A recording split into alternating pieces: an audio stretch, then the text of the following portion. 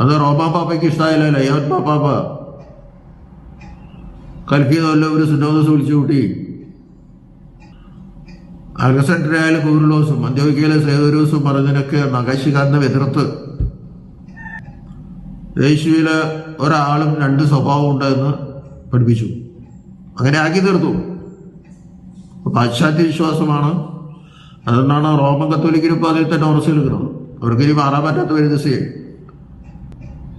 ഒരു മാർപ്പാപ്പയുടെ സാന്നിധ്യത്തിൽ പഠിപ്പിച്ചില്ലത്. നമ്മുടെ ആളുകൾ സുനോദോസിൽ സംബന്ധിച്ച് കുറച്ച് പേര്, പക്ഷെ അവരെ എതിർത്തിട്ടൊന്നും അവർ സംബന്ധിച്ചില്ല. അതിനുവേണ്ടി എന്തെല്ലാം ബുദ്ധിമുട്ടുകൾ പിന്നാലെ ഉണ്ടായി. എന്തെങ്കിലും സംശയം ഉണ്ടെങ്കിൽ നിങ്ങൾക്ക് ചോദിക്കാം. ഒരാളത്വവും രണ്ട് സ്വഭാവവും എന്ന് പറഞ്ഞാൽ രണ്ട് സ്വഭാവം എന്ന് പറയുന്നത് രണ്ടാളാവില്ലേ? രണ്ടാൾക്കല്ല, ഒരാൾക്ക് രണ്ട് സ്വഭാവം ഇങ്ങനെ. അപ്പൊ അവനെന്താ മെന്റൽ കുഴപ്പമെന്ന് പറയും. അപ്പൊ രണ്ടാളത്തോ രണ്ട് സ്വഭാവം എന്ന് പറഞ്ഞാൽ ശരി. അതാണ് നെസ്തോറിയൻ പറയുന്നത്. അത് വേദവിരുദ്ധമാണോ? യേശുവിന് രണ്ടാളത്തും ഇല്ല, രണ്ട് സ്വഭാവവും ഇല്ല. അത് അങ്ങേരത്തെ വേദവിരുദ്ധമാണ്. ഇതും വേദവിരുദ്ധമാണ്. അപ്പോൾ സുറിയാനി സഭയെ, ആ പുരാതന സഭയെ തോൽപ്പിക്കാൻ വേണ്ടിയിട്ട് കൽക്കീദോസും സുന്നോദോസും കൂടി ഇങ്ങനെയുള്ള നൂതന ആശയങ്ങൾ കൊണ്ടുപോകുന്നതാണ്. ഇനി എന്തെങ്കിലും നിങ്ങൾ സംശയം ചോദിക്കും. ഇന്നത്തെ വീഡിയോ നമ്മൾ ചർച്ച ചെയ്യുന്നത് കാൽസിഡോൺ കൗൺസിലിൽ പ്രഖ്യാപിക്കപ്പെട്ട അപ്ഹോൾഡ് ചെയ്യപ്പെട്ട സഭയുടെ സത്യവിശ്വാസമായ ഡയോഫിസിറ്റിസം എന്ന ക്രിസ്റ്റോളജിയെ സംബന്ധിച്ചാണ്. ഈ ക്രിസ്റ്റോളജിക്ക് ബദൽ എന്നുള്ള നിലയിൽ നോൺ കാൽസിഡോൺ വിഭാഗം, അതായത് അലക്സാൻഡ്രിയൻ, പാട്രിക്കേറ്റ് രണ്ട് വിഭാഗമായി തിരിയുമെന്ന് നമ്മൾ പറഞ്ഞു. ആ രണ്ട് വിഭാഗമായി മാറിയതിൽ ഒരു വിഭാഗം നോൺ കാൽസിഡോൺ വിഭാഗത്തിൽപ്പെടുന്നവരായിരുന്നു. ഡയസ്കോറസിനെ അനുകൂലിക്കുന്ന മോണോഫിസൈറ്റിസത്തിൽ നിബന്ധിച്ച വിഭാഗം പിൽക്കാലത്ത് കൊണ്ടുവന്ന മിയാഫിസൈറ്റിസം എന്ന സെവറിയൻ പാഷാണ്ട ഉപദേശവും കൂടിയാണ് ഇന്ന് താരതമ്യം ചെയ്ത് നമ്മൾ ചർച്ച ചെയ്യാനും പഠിക്കാനായിട്ടും പോകുന്നത്. എല്ലാവർക്കും കാത്തലിക് ട്രഡീഷൻസ് ആൻഡ് ക്രോണിക്കിൾസ് എന്ന ഈ ചാനലിൻ്റെ പുതിയൊരു എപ്പിസോഡിലേക്ക് സ്വാഗതം. പരിശുദ്ധ കത്തോലിക്ക സഭയെ ആദ്യമായി ഉണ്ടായ സ്കിസമാണ് കാൽസിഡോൺ കൗൺസിൽ മുഖാന്തരമുണ്ടായ സ്കിസം. ഈ സ്കിസത്തിലേക്ക് നയിച്ച പ്രധാനപ്പെട്ട ചോദ്യമാണ് നമ്മുടെ കർത്താവായ യേശു ക്രിസ്തുവിൽ ദൈവത്വവും മനുഷ്യത്വവും ഒരുപോലെ എങ്ങനെ സമ്മേളിക്കുന്നു, എങ്ങനെ നിലനിൽക്കുന്നു എന്നുള്ള ചോദ്യം. ഈ ചോദ്യത്തിന് ഉത്തരമാണ് സഭയുടെ സത്യവിശ്വാസമായ ഡയോഫിസിറ്റിസം കൃത്യമായി പഠിപ്പിക്കുന്നത്. നമുക്ക് ആ ഡയോഫിസിറ്റിസം എന്താണ് എന്നുള്ള വിഷയത്തിലേക്ക് ആദ്യമേ കടക്കാം.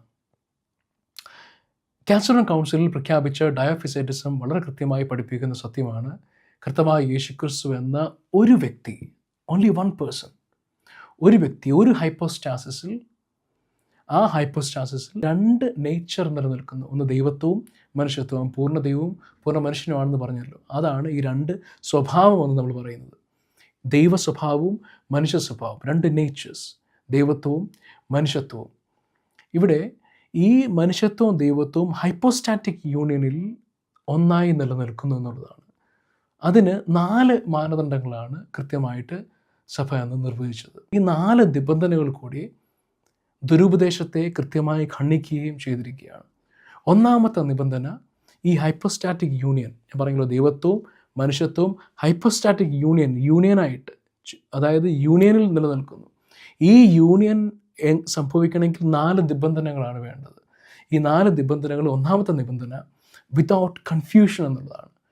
കലർപ്പില്ലാതെ, കൺഫ്യൂഷൻ ഇല്ലാതെ. ഈ വിതൗട്ട് കൺഫ്യൂഷൻ എന്ന് പറയുമ്പോൾ തന്നെ അത് മോണോഫിസൈറ്റിസം, അതായത് യൂത്തിക്കസ് പഠിപ്പിച്ച യൂത്തിക്കേനിസത്തിന് ഉള്ള തലക്കെട്ടുള്ള അടിയാണ്. അതായത് അവിടെ യൂത്തിക്കേസ് പഠിപ്പിച്ചത് എന്താണ്? ദൈവത്വം മനുഷ്യത്വത്തെ അബ്സോർബ് ചെയ്യുന്നു എന്നുള്ളതാണ്. അപ്പോൾ ഇവിടെ കലരുന്നില്ല, there is no confusion. Confusion ഇല്ലാതെ, കലർപ്പില്ലാതെ ദൈവത്വവും മനുഷ്യത്വവും അതേപോലെ തന്നെ കൺഫ്യൂഷൻ ഇല്ലാതെ നിലനിൽക്കുന്നു എന്ന് പറയുമ്പോൾ തന്നെ മോണോഫിസൈറ്റിസം തെറ്റെന്ന് കൃത്യമായി സഭ പഠിപ്പിക്കുന്നു. രണ്ടാമത്തെ നിബന്ധന വിതൗട്ട് ചേഞ്ച് എന്നുള്ളതാണ്. മാറ്റമില്ലാതെ, ഭേദം കൂടാതെ എന്നുള്ളതാണ്. മാറ്റമില്ലാതെ നിലനിൽക്കണം എന്ന് പറയുമ്പോൾ അത് അപ്പോളിനാരിസം എന്നുള്ള രണ്ടാമത്തെ കൗൺസിലിൽ, അതായത് കോൺസ്റ്റാന്റിനോപ്പിൾ കൗൺസിലിൽ പാഷാണ്ട ഉപദേശമായിട്ട് തള്ളിക്കളഞ്ഞ ഉപദേശത്തിനുള്ള അടിയാണ്.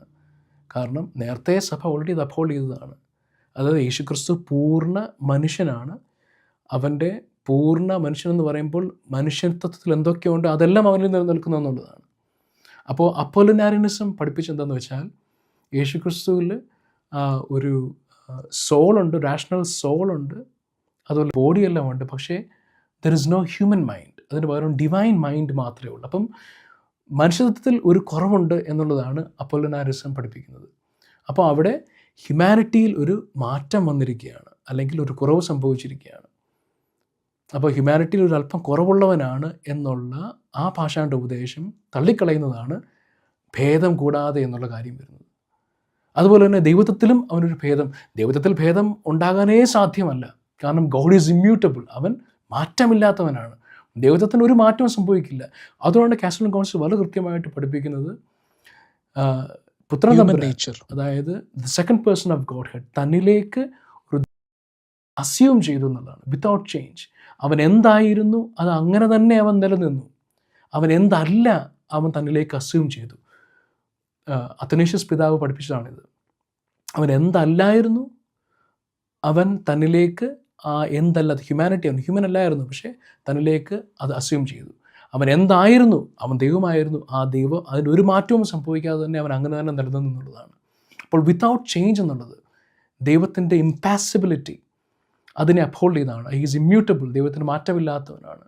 അപ്പോൾ അതിന് ഒരു മാറ്റവും സംഭവിക്കാൻ പാടില്ല. അപ്പോൾ വിത്തൗട്ട് ചേഞ്ച് എന്നുള്ളത് പറയുമ്പോൾ തന്നെ ദുരുപദേശങ്ങൾ ഒരുപാട് തള്ളിക്കളഞ്ഞിരിക്കുകയാണ്. അപ്പോൾ ഈ രണ്ട് കാര്യങ്ങൾ തന്നെ അപ്പോളിനാരിസം, അതുപോലെ യൂത്തിക്കേനിസം, മൊണോഫിസൈറ്റിസം, ഇതൊക്കെ തള്ളിക്കളഞ്ഞിരിക്കുകയാണ്. മൂന്നാമത്തെ നിബന്ധന വിത്തൗട്ട് ഡിവിഷൻ എന്നുള്ളതാണ്, വിഭജനമില്ലാതെ. ഈ മൂന്നാമത്തെ നിബന്ധന എന്നുള്ളത് നെസ്റ്റോറിനിസം എന്ന പാഷാണ്ഡതയെ തള്ളിക്കളയുന്നതാണ്. നെസ്റ്റോറിനിസം പഠിപ്പിക്കുന്നത് 2 പേഴ്സൺസ് ആണെന്നുള്ളതാണ്. ഇവിടെ വളരെ കൃത്യമായിട്ട് സഭ പറയും there is only 1 person of Jesus Christ. മാത്രമല്ല അവന് 2 നേച്ചറുണ്ട്. ആ നേച്ചറിന് വിഭജനമില്ല, ഡിവിഷനില്ല. എന്ന് പറഞ്ഞാൽ 2 പേഴ്സണായിട്ട് ആ നേച്ചർ ഡിവൈഡ് ചെയ്യപ്പെടുന്നില്ല എന്നുള്ളത് നെസ്റ്റോറിനിസം എന്ന പാഷാണ്ഡത തെറ്റാണെന്ന് സഭ അവിടെ പ്രഖ്യാപിക്കുകയാണ്. അപ്പോൾ without confusion, without change, without division. 4ാമത്തെ നിബന്ധന വിത്തൗട്ട് സെപ്പറേഷൻ എന്നുള്ളതാണ്. വിത്തൗട്ട് സെപ്പറേഷൻ, വേർതിരിവില്ലാതെ ആ 2 നേച്ചറും നിലനിൽക്കുന്നു എന്നുള്ളതാണ്. ഇത് അഡ്രസ്സ് ചെയ്തിരിക്കുന്നത് അന്ത്യോക്യയിലെ തന്നെ ചില റാഡിക്കലൈസ്ഡ് ആയിട്ടുള്ള ഗ്രൂപ്പുകൾ പഠിപ്പിച്ചിരുന്നു. അതായത് അറ്റ് വിൽ കർത്താവിന് തൻ്റെ ഡിവൈൻ നേച്ചറും ഹ്യൂമൻ നേച്ചറും തമ്മിൽ അല്ലെങ്കിൽ സെപ്പറേറ്റ് ചെയ്യപ്പെടാൻ പറ്റും, അല്ലെങ്കിൽ സ്പ്ലിറ്റ് ചെയ്യാൻ പറ്റും എന്നുള്ള നിലയിൽ പഠിപ്പിച്ചിരുന്നു. അതിനെതിരാണ്. മാത്രമല്ല അതും ഒരു കൈൻഡ് ഓഫ് നെസ്റ്റോറിയൻ ടെൻഡൻസി കൂടിയാണ്. അപ്പോൾ ഈ അവസാനത്തെ 2 നിബന്ധനകൾ, അതായത് വിത്തൗട്ട് സെപ്പറേഷൻ, വിത്തൗട്ട് ഡിവിഷൻ എന്നുള്ളത് നെസ്റ്റോറിയൻ ഐഡിയാസിന് എതിരെയുള്ള കൃത്യമായ നിർവചനമാണ് കാൽസോണിയൻ കൗൺസിൽ കൃത്യമായി പഠിപ്പിക്കുന്നത്. അപ്പോൾ without confusion, without change, without division, without separation, ഈ 4 നിബന്ധനകളിലൂടെയാണ് ഹൈപ്പോസ്റ്റാറ്റിക് യൂണിയനിൽ ഡിവൈൻ നേച്ചറും ഹ്യൂമൻ നേച്ചറും നിലനിൽക്കുന്നു എന്നുള്ളതാണ് സത്യവിശ്വാസം. അപ്പോൾ ഈ ഒരു സത്യവിശ്വാസം സഭ പ്രഖ്യാപിച്ചതിലൂടെ എന്താണ്, മോണോഫിസൈറ്റിസം തള്ളപ്പെട്ടു, അതുപോലെ തന്നെ നെസ്റ്റോറിനിസം തള്ളപ്പെട്ടു. നേരത്തെ അത് തള്ളിയതാണ്. അതിന് കൃത്യമായ നിർവചനം ഇപ്പോൾ വീണ്ടും കൊടുത്തിരിക്കുകയാണ്.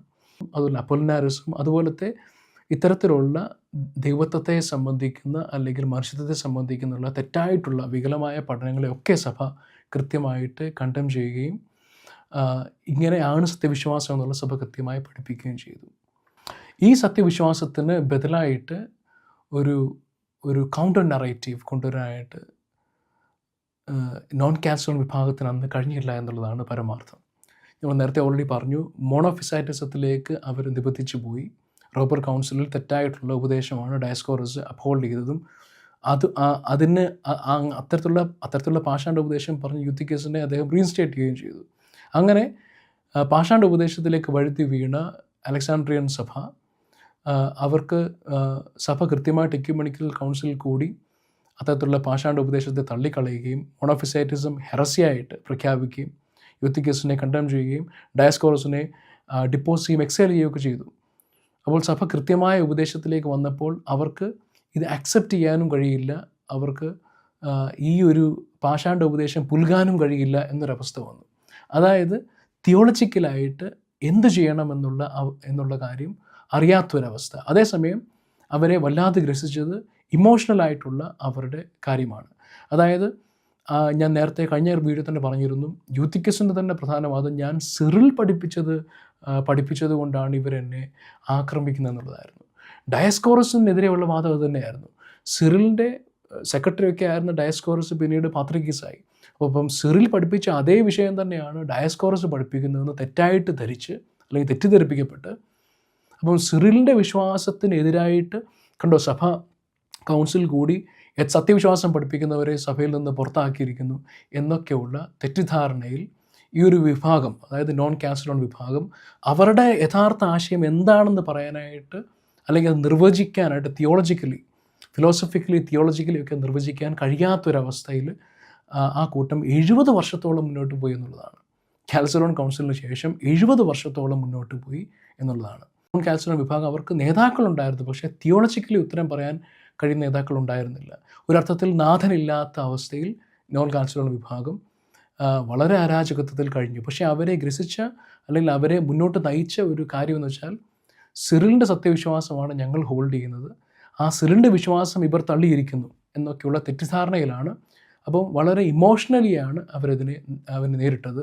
വെറുപ്പും വിദ്വേഷവും മാത്രം ഉള്ളിൽ വെച്ചുകൊണ്ട് തെറ്റായിട്ട് തെറ്റിദ്ധരിപ്പിച്ചുകൊണ്ടാണ് സിറിലിൻ്റെ ഉപദേശത്തെ ഇവർ തള്ളി എന്നൊക്കെ തെറ്റായിട്ട്. സിറിൽ ഒരിക്കലും രണ്ട് നേച്ചറിനെ ഒരിക്കലും തള്ളിക്കളഞ്ഞിട്ടില്ല. സിറിൽ വളരെ കൃത്യമായിട്ട് കഴിഞ്ഞ ദിവസം നമ്മൾ സിറിലിൻ്റെ കോട്ട്സ് വായിച്ചതാണ്. മാത്രമല്ല സിറിലിൻ്റെ റൈറ്റിങ്സിൽ പ്രത്യേകിച്ച് നെസ്റ്റോറിയസിന് എഴുതുന്ന റൈറ്റിങ്സ് ഉണ്ട്. അതുപോലെ തന്നെ ആ എഫെസോസ് കൗൺസിലിൽ അന്നുണ്ടായ വിഷയം കൗണ്ടർ കൂടിയ യുഹാനോൻ ഓഫ് അന്ത്യോക്ക് അദ്ദേഹം മറ്റൊരു സിനഡ് കൂടി സിറിലിനെ പുറത്താക്കിയിരുന്നു. അപ്പോൾ അവർ തമ്മിലുണ്ടായ കോംപ്രമൈസ് ഉണ്ട്. അതായത് വീണ്ടും അവരങ്ങോട്ടും ഇങ്ങോട്ടും സ്കിസത്തിലായി, അവർ വീണ്ടും റീജോയിനിങ്. അതിനുവേണ്ടി അതിന് അങ്ങോട്ടും ഇങ്ങോട്ടും ഒരുപാട് കത്തടപാടുണ്ടായിട്ടുണ്ട്. അങ്ങനെ ജോൺ ഓഫ് അന്ത്യോക്കിന് സിറിൽ എഴുതിയ ലെറ്ററൊക്കെ അതിലൊക്കെ വളരെ കൃത്യമായിട്ട് രണ്ട് നേച്ചർ എന്നുള്ളത് വളരെ കൃത്യമായിട്ട് സിറിൽ പഠിപ്പിക്കുന്നുണ്ട്, പറയുന്നുണ്ട്. നെസ്റ്റോറിയസിന് എഴുതിയ കത്തിലും വളരെ കൃത്യമായിട്ട് പറയുന്നുണ്ട്. അപ്പോൾ സിറിൽ ഒരിക്കലും, പക്ഷേ ഇവർ എന്ത് ചെയ്യുന്നു വെച്ചാൽ one incarnate nature of Christ എന്നുള്ള ഒരൊറ്റ ഒരു വാക്ക് സിറിലിൻ്റെ തന്നെ ഒരു വാക്കാണ്. ഞാൻ കഴിഞ്ഞ ദിവസം അതിനെപ്പറ്റി കൃത്യമായി പറഞ്ഞിരുന്നു. അത് വൺ ഇൻകാർണേറ്റ് നേച്ചർ എന്ന് ഉദ്ദേശിക്കുന്നത് പേഴ്സണെ പറ്റിയാണ്, ഹൈപ്പോസ്റ്റാസിസിനെ പറ്റിയാണ് ഉദ്ദേശിക്കുന്നത്. പക്ഷേ അവിടെ നേരത്തെ ഉണ്ടായിരുന്ന പഴയ ഓൾഡ് ഗ്രീക്കിൽ അവിടെ എന്താണ് ഫൈസിസും അതുപോലെ തന്നെ ഹൈപ്പോസ്റ്റാസിസും തമ്മിൽ ഈ ഡിസ്റ്റിങ്ഷൻ പിന്നീട് വന്ന പോലുള്ള ഫിലോസഫിക്കൽ ഡിസ്റ്റിങ്ഷൻ അന്നുണ്ടായിരുന്ന രണ്ടും ഒരേ അർത്ഥത്തിൽ പലപ്പോഴും ഇൻ്റർചേഞ്ചബിളി യൂസ് ചെയ്തിരുന്നു. അതിനെ എടുത്തിട്ടാണ് ആ ഒരൊറ്റ വാക്യത്തെ പിടിച്ചിട്ട് കണ്ടോ വൺ ഇൻകാർണേറ്റ് നേച്ചർ. അപ്പോൾ ഒരു നേച്ചറേ പാടുള്ളൂ, പക്ഷേ വൺ നേച്ചർ എന്നല്ല സിറിൽ പഠിപ്പിച്ചത്, വൺ ഇൻകാർണേറ്റ് നേച്ചറാണ് പഠിപ്പിച്ചത്. അപ്പോൾ വൺ ഇൻകാർണേറ്റ് നേച്ചർ എന്നുള്ളത് it's about one person, one hypostasis, അതാണ് ഉദ്ദേശിക്കുന്നത്. അല്ലാതെ ഈ ദൈവത്വം മനുഷ്യത്വം ഒന്നായി തീർന്നെന്നും അത് എന്താ പറയണ്ടേ മിങ്കിൾഡ് ആയെന്നും എന്നുള്ള നിലയിലൊന്നും സിറിൽ പഠിപ്പിച്ചിട്ടില്ല. മിങ്കിൾഡ് ആകുന്നില്ല എന്നുള്ളതും കൺഫ്യൂഷൻ ഇല്ലെന്നും ഒക്കെ വളരെ കൃത്യമായിട്ട് സിറിൽ തന്നെ പറയുന്നുണ്ട്. അപ്പോൾ സിറിൽ റൈറ്റിങ്സ് ഒക്കെ വളരെ വ്യക്തമാണ്. അപ്പോൾ സിറിൽ ശരിക്കും യഥാർത്ഥത്തിൽ ഡയോഫിസറ്റിസം കൃത്യമായി മനസ്സിലാക്കിയിരുന്ന വ്യക്തിയാണ്.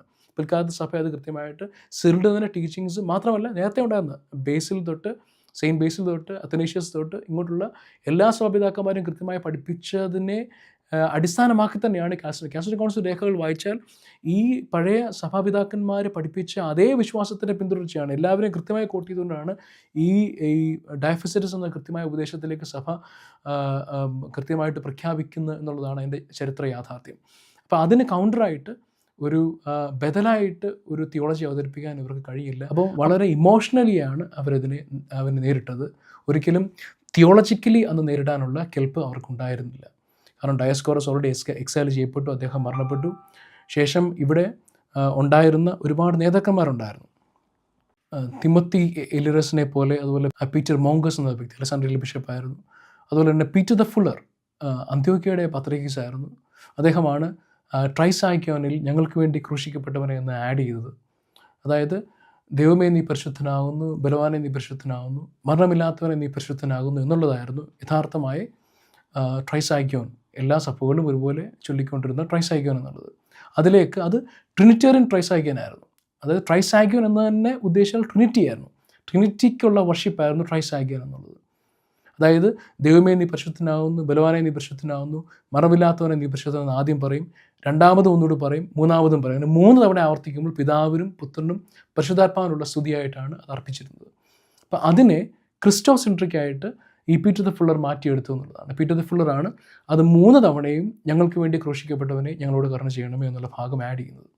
ഇങ്ങനെ ആഡ് ചെയ്യുമ്പോൾ പറ്റുന്ന കുഴപ്പമെന്ന് വെച്ചാൽ ഇത് ട്രിനിറ്റേറിയൻ വർഷിപ്പായിരുന്ന ഒന്ന് 3 ഞങ്ങൾക്ക് വേണ്ടി ക്രൂശിക്കപ്പെട്ടവനെ എന്ന് ചൊല്ലുമ്പോൾ പിതാവ് ക്രൂശിക്കപ്പെട്ടിട്ടില്ല, പരിശുദ്ധാത്മാവ് ക്രൂശിക്കപ്പെട്ടില്ല. അപ്പം പിതാവ് ക്രൂശിക്കപ്പെട്ടു എന്ന് പറഞ്ഞാൽ പാട്രിപാസനിസം എന്നൊരു ഹെറസിയായിട്ട് വരും. അപ്പം അവർക്കെതിരെ അത്തരത്തിലുള്ള സെബലിനിസമായിട്ട് ചേർന്ന് നിൽക്കുന്ന ആരോപണങ്ങളൊക്കെ അന്ന് വന്നിരുന്നു. പക്ഷേ അതൊരു ട്രിനിറ്റേറിയൻ വർഷിപ്പിൽ നിന്ന് മാറി അന്നൊരു ക്രിസ്റ്റോസെൻട്രിക് വർഷിപ്പിലേക്ക് മാറ്റി എന്നുള്ള നിലയിലാണ് പിൽക്കാലത്ത് അതിനെ അക്സെപ്റ്റ് ചെയ്യപ്പെടുന്നത്. അപ്പോൾ പീറ്റർ ദ ഫുള്ളറിനെ പോലുള്ളവർ ഒക്കെ ആയിരുന്നു. പിന്നെ വളരെ പിൽക്കാലത്തിന് ശേഷമാണ് മാബൂഗിലെ ഫിനോക്സിലോസ് ഒക്കെ ഈ സഭയുടെ അല്ലെങ്കിൽ ഈ വിഭാഗത്തിൻ്റെ നേതൃനിരയിലേക്ക് വരുന്നത്. പക്ഷേ ആരൊക്കെ വന്നിട്ടും അവർക്കൊരു തിയോളജിക്കൽ ആയിട്ട് ഈ വിഷയങ്ങൾ, പ്രത്യേകിച്ച് ഫിലോസഫിക്കലിയും ഗ്രീക്ക് ഭാഷ കൃത്യമായി പഠിക്കാനും അല്ലെങ്കിൽ അത് കൃത്യമായി പറയാനും പാട്രിസ്റ്റിക് റൈറ്റിങ്സ് കൃത്യമായി റീഇൻറ്റർപ്രറ്റ് ചെയ്യാനും ശേഷിയുള്ള ഒരു വ്യക്തി അവർക്ക് ഉണ്ടായിരുന്നില്ല എന്നുള്ളതാണ്. അതുകൊണ്ട് തന്നെ കാൽസിഡോൺ തിയോളജിയെ അല്ലെങ്കിൽ കാൽസിഡോൺ ക്രിസ്റ്റോളജിയെ കൃത്യമായിട്ട് എതിർക്കാനായിട്ട്, അതായത് തിയോളജിക്കലി എതിർക്കാനായിട്ട് അവർക്ക് ആ 70 വർഷ കാലഘട്ടങ്ങൾ സാധിച്ചില്ല എന്നുള്ളത്. അപ്പോഴാണ് പുതിയൊരു താരോദയം ഉണ്ടാകുന്നത്. ഇതാണ് നമ്മുടെ കേന്ദ്ര കഥാപാത്രമായ മോർ സെവറിയോസ് ഓഫ് അന്ത്യോക്ക്. ഈ ഇദ്ദേഹമാണ് മിയാഫിസൈറ്റിസം, അതായത് മോണോഫിസൈറ്റിസിൽ നിബന്ധിച്ച അല്ലെങ്കിൽ മോണോഫിസൈറ്റിസം എന്ന ഹെറസിയിൽ വീണുപോയ നോൺ കാൽസിഡോൺ വിഭാഗത്തെ അവിടുന്ന് ഉയർത്തിയെടുത്ത് സെവറിയൻ ക്രിസ്റ്റോളജിയായ മിയാഫിസൈറ്റിസം എന്ന പുതിയൊരു, അതായത് കാൽസിഡോണും അല്ല, അതുപോലെ തന്നെ പാഷാണ്ഡ ഉപദേശമായ മോണോഫിസൈറ്റിസം അല്ല, ഇത് രണ്ടുമല്ല, ഇതിനിടയ്ക്കൊന്ന് നിൽക്കണം എന്ന് പറഞ്ഞാൽ ഒരു ശങ്കരയനം എന്നുള്ള നിലയിലൊക്കെ പറയാൻ തക്കണക്ക് ഒരു ക്രിസ്റ്റോളജി വളരെ കൃത്യമായിട്ട് സിറിലിൻ്റെയൊക്കെ റൈറ്റിങ്സ് റീഇൻറ്റർപ്രറ്റ് ചെയ്തിട്ട് സിറിലിൻ്റെ റൈറ്റിങ്സിനെ തിരുത്തി ഇവരുടേതായ രീതിയിൽ മാറ്റം വരുത്തിയൊക്കെ ചെയ്ത വ്യക്തിയാണ് ഈ മോർ സെവറിയോസ്. ഈ സെവറിയോസ് ആണ് പിന്നീട് മിയാഫിസൈറ്റിസം എന്നുള്ള ബദൽ ഉപദേശം അവതരിപ്പിക്കുന്നത്. നമുക്കിനി മിയാഫിസൈറ്റിസം എന്താണെന്ന് നമുക്ക് നോക്കാം. മിയാഫിസൈറ്റിസത്തിൽ പറയുന്നത് വൺ കോമ്പോസിറ്റ് നേച്ചർ എന്നുള്ളതാണ്. അതായത് സിറിൽ പഠിപ്പിച്ച one incarnate nature of Christ എന്നുള്ളതിന് വൺ കോമ്പോസിറ്റ് നേച്ചർ എന്നുള്ള നിലയിൽ അവതരിപ്പിക്കുക. അതായത് മോണോഫിസൈറ്റിസത്തിൽ പറഞ്ഞ പോലെ മിങ്കിൾഡായി അല്ലെങ്കിൽ മിക്സ്ഡായി കൺഫ്യൂഷൻ ഉണ്ട് അല്ലെങ്കിൽ ചേഞ്ച് വന്നു എന്നുള്ള കാര്യമൊക്കെ വിട്ടുകളഞ്ഞിട്ട് അതെല്ലാം എടുക്കാതെ, അതായത് യുത്തിക്കേൻ തെറ്റായി ഉപയോഗിച്ച പ്രയോഗങ്ങളൊക്കെ ഉപയോഗിക്കാതെ, എന്നാൽ കാൽസിഡോണിൽ പറയുന്ന 2 നേച്ചർ എന്നുള്ളത് അംഗീകരിക്കാനും വയ്യ. അപ്പോൾ ഇതിന് ഇൻ ബിറ്റ്വീൻ ഇദ്ദേഹത്തിന് ഒരു സാധനം കണ്ടുപിടിക്കണം. അതാണ് വൺ കോമ്പോസിറ്റ് നേച്ചർ എന്നുള്ള നിലയിൽ അവതരിപ്പിക്കപ്പെടുന്നത്, അല്ലെങ്കിൽ ഒരു സംയുക്ത നേച്ചർ. നമ്മൾ മലയാളത്തിൽ പറയാൻ സംയുക്ത നേച്ചർ. പക്ഷേ ആ സംയുക്ത നേച്ചർ എന്നവർ പറയാറില്ല. അത് നമ്മൾ സ്കോളർലി അല്ലെങ്കിൽ നമ്മൾ ഈ വിഷയങ്ങൾ പഠിക്കുമ്പോൾ നമ്മൾ ഉപയോഗിക്കുന്ന ഒരു ടേമാണത്. പക്ഷേ അവർ ഒറ്റ നേച്ചർ എന്ന് തന്നെയാണ് പറയുന്നത്. അപ്പോൾ ഒരു നേച്ചർ എന്ന് പറയുമ്പോൾ ഈ മോണോഫിസൈറ്റിസത്തിൽ ഒറ്റ നേച്ചർ തന്നെയാണ് പറയുന്നത്, അതായത് ദൈവത്വം മനുഷ്യത്തെ വിഴുങ്ങുന്ന ഒരു നേച്ചറാണ്. അപ്പം ഇവർ പറയാറുണ്ട് ഒരു സ്വഭാവമാണ് കേട്ടോ, നമ്മുടെ കർത്താവിന് 2 സ്വഭാവം ഉണ്ടെന്ന് ഇവന്മാർ പറഞ്ഞു. ഇതൊക്കെ മനുഷ്യരെ കളിപ്പിക്കാൻ വേണ്ടി പറഞ്ഞു. 2 സ്വഭാവം എന്ന് പറയുന്നത് തന്നെ 2 സ്വഭാവക്കാരനാണെന്നൊക്കെയുള്ള നിലയിൽ ശിവപീഡികയിലെ പോലുള്ളതൊക്കെ അവതരിപ്പിക്കാറുണ്ട്. പക്ഷേ അത് കുറച്ച് മുമ്പേ വളരെ വ്യക്തമായിട്ട് പറഞ്ഞല്ലോ, സ്വഭാവം എന്നോട് ഉദ്ദേശിക്കുന്ന 2 നേച്ചേഴ്സ്, അത് ദൈവത്വവും മനുഷ്യത്വവും എന്നുള്ളതാണ്. അപ്പോൾ ആ ദൈവത്വം ഇല്ലെന്നാണ് നിങ്ങൾ പറയുന്നത്. അപ്പം 2 സ്വഭാവക്കാരനാണെന്ന് വെറുതെ പറഞ്ഞ് ഈ കൊളോക്കിയലി ആൾക്കിലി പറഞ്ഞ് പറ്റിക്കുന്നത് അതിനകത്ത് വലിയ അർത്ഥമൊന്നുമില്ല. കാരണം ആ 2 സ്വഭാവം എന്ന് പറയുന്നത് ദൈവത്വം മനുഷ്യത്വം എന്നുള്ളതാണ്. ഇവിടെ ഇവർ പഠിപ്പിക്കുന്നത് ഈ 2 സ്വഭാവം ഒരു സ്വഭാവമായി മാറി. അതായത് 2 ദൈവത്വമുണ്ട്, മനുഷ്യത്വമുണ്ട്. ഈ ദൈവത്വവും മനുഷ്യത്വവും എന്ത് പറ്റി? അവിടെ ദൈവത്വവും മനുഷ്യത്വവും കൂടി ചേർന്ന് പുതിയൊരു സ്വഭാവം വന്നിരിക്കുകയാണ്. അപ്പം അവരോട് ചോദിക്കും, ഈ പുതിയ സ്വഭാവത്തിൽ അവൻ പൂർണ്ണ ദൈവവും പൂർണ്ണ മനുഷ്യനും? അത് അപൂർണ്ണ ദൈവവും പൂർണ്ണ മനുഷ്യനുമാണ്. പുതിയ സ്വഭാവത്തിൽ പൂർണ്ണ ദൈവവും പൂർണ്ണ മനുഷ്യനുമാണെങ്കിൽ അവനിൽ ദൈവത്വവും മനുഷ്യത്വം ഉണ്ടെങ്കിൽ എന്നാൽ പിന്നെ 2 നേച്ചർ ഉണ്ടെന്ന് പറഞ്ഞ് അത് പറയാൻ പറ്റത്തില്ല. കാരണം എന്താ? അത് പറഞ്ഞെങ്കിൽ കാൽസിഡോൺ ആയിപ്പോവും. അതുകൊണ്ട് അത് പറയാൻ പറ്റില്ല. പക്ഷേ ഒറ്റ നേച്ചർ എന്ന് പറയുകയും വേണം. അപ്പോൾ വൺ കോമ്പോസിറ്റ് നേച്ചർ എന്ന് പറഞ്ഞു വെച്ചിരിക്കുകയാണ്. അപ്പോൾ ഇവിടെ ദൈവത്വവും മനുഷ്യത്വവും ഒരുപോലെ സമഞ്ജസമായിട്ട് സമ്മേളിച്ചിരിക്കുന്നു എന്നൊക്കെയാണ് അവർ പറയുന്നത്. എന്നിട്ട് ഒറ്റ നേച്ചറാണെന്ന് പറയുന്നു. അപ്പോൾ ഒരു നേച്ചറാണെങ്കിൽ ദൈവത്വമുണ്ട്, മനുഷ്യത്വമുണ്ട്. അപ്പം രണ്ട് നേച്ചർ ഒന്നായി തീരുകയാണ്. ഒന്നായി തീർന്നുണ്ടെ ഏതേലും ഒരു നേച്ചറിൻ്റെ പ്രോപ്പർട്ടിക്ക് എന്തെങ്കിലും കുറവ് സംഭവിക്കുന്നുണ്ടോ? ഏതെങ്കിലും ഒരു നേച്ചറിൻ്റെ ആട്രിബ്യൂട്ട്സിന് എന്തെങ്കിലും കുറവ് സംഭവിക്കുന്നുണ്ടോ?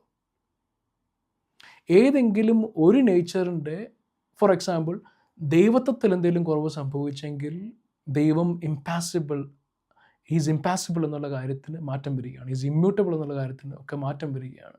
അപ്പോൾ അവൻ പൂർണ്ണ ദൈവമെന്ന് പറയാൻ പറ്റത്തില്ല. അതുപോലെ തന്നെ മനുഷ്യത്വത്തിൽ എന്തെങ്കിലും കുറവ് സംഭവിച്ചിട്ടുണ്ടെങ്കിൽ അവിടെ എന്താണ്? അവിടെ അവൻ പൂർണ്ണ മനുഷ്യനെന്ന് പറയാനും സാധിക്കത്തില്ല. അപ്പോൾ ഈ രണ്ടിൽ ഏതെങ്കിലും ഒരു കാര്യം കോംപ്രമൈസ് ചെയ്യാതെ ഒറ്റ നേച്ചർ എന്ന് പറയാൻ പറ്റുമോ? അതായത് രണ്ട് നേച്ചറും കൂടിയിട്ട് സംയോജിക്കുന്നു. യോജിക്കുമ്പോൾ ഒറ്റ നേച്ചറായി ഒരു ഹൈബ്രിഡ് പ്രോജനി എന്നുള്ള നിലയിൽ മാറി, അല്ലെങ്കിൽ രണ്ട് നേച്ചറും കൂടിയുള്ള ഹൈബ്രിഡ് പ്രോജനിയാണെന്ന് ഇവർ പറയുമ്പോൾ ഈ ചോദിക്കേണ്ട കാര്യം എന്താണ്? എത്ര പെർസെൻറ്റേജ് ദൈവത്വം, എത്ര പെർസെൻറ്റേജ് മനുഷ്യത്വം? ഈസ് ഇറ്റ് 100% അങ്ങനെ ആണെങ്കിൽ പിന്നെ രണ്ട് നേച്ചർ എന്നങ്ങ് പറയുകയല്ലേ നല്ലത്? അപ്പോൾ രണ്ട് നേച്ചർ എന്ന് പറയാൻ പറ്റത്തില്ല, ഒറ്റ നേച്ചറാണ്, ഹൈബ്രിഡ് നേച്ചറാണെന്ന് പറയണം. ഒറ്റ നേച്ചറാണെന്ന് പറയണമെങ്കിൽ എത്രയാണ്? 50-50 ആണോ? ദൈവത്വം 50%, മനുഷ്യത്വം 50% ആണോ? അതോ 70% ദൈവത്വവും 30% മനുഷ്യത്വമാണ്? അതോ 70% മനുഷ്യത്വവും 30% ദൈവത്വമാണോ?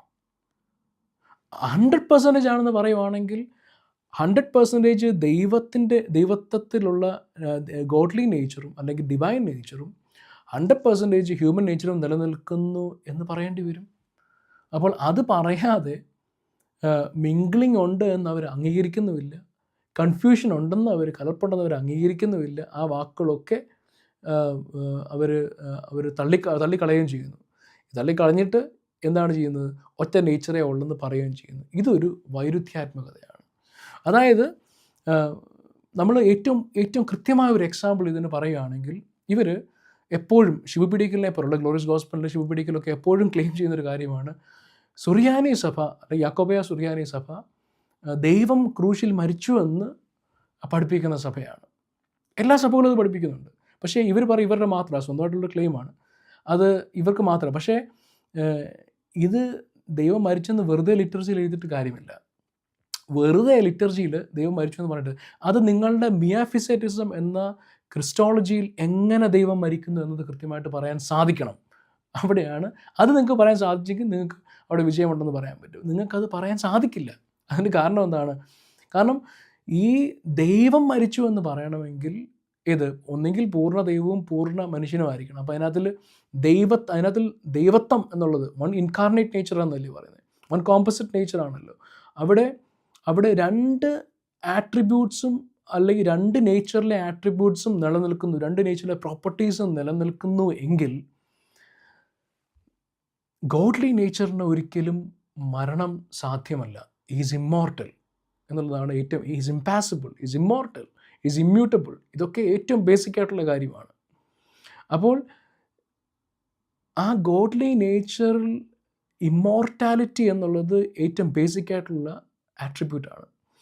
അതേസമയം ഹ്യൂമൻ നേച്ചർ എന്ന് പറയുമ്പോൾ ഹ്യൂമൻ നേച്ചർ മോർട്ടലാണ്. അപ്പോൾ ഇത് രണ്ടുകൂടി ചേർന്ന ഒരു നേച്ചർ എന്ന് പറയുമ്പോൾ ഏതാണ് ശരിക്കും മോർട്ടലാണോ ഇമ്മോർട്ടലാണോ? അപ്പം രണ്ട്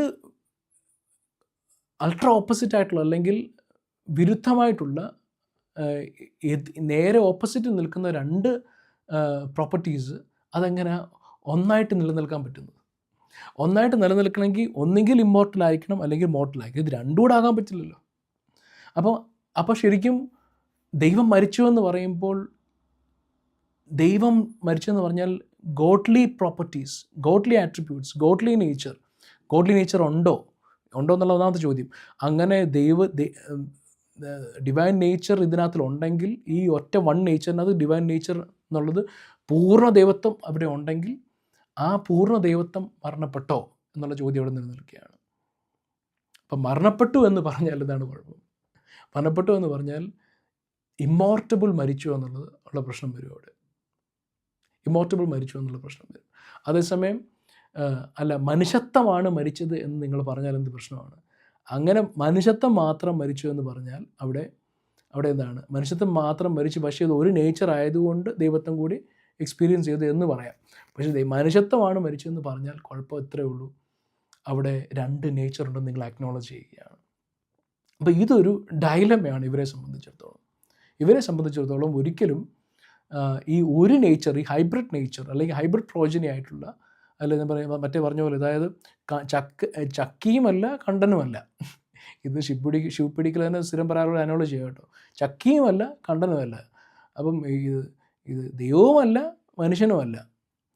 അപ്പോൾ ഈ സെവറിയൻ മിയാഫിസൈറ്റിസം എന്ന ക്രിസ്റ്റോളജിയിൽ ആന്തരികമായിട്ടുള്ള ഈ വൈരുദ്ധ്യാത്മകത, അതായത് മോർട്ടലുമാണ് ഇമ്മോർട്ടലുമാണ്, ഇത് രണ്ടുകൂടെ ഒരുമിച്ചാകാൻ സാധിക്കുകയില്ല. അതായത് ഈ സംയുക്ത സ്വഭാവം, അതായത് ഒരു സ്വഭാവം എന്ന് പറയുമ്പോൾ എന്താണ്? സംയുക്ത സ്വഭാവമാണ്. കാരണം പൂർണ്ണ ദൈവമാണ്, ഒരു സ്വഭാവമാണെന്ന് പറയുകയും ചെയ്യുന്നുണ്ട്, കൂട്ടത്തിൽ പൂർണ്ണ ദൈവവും പൂർണ്ണ മനുഷ്യനുമാണ്.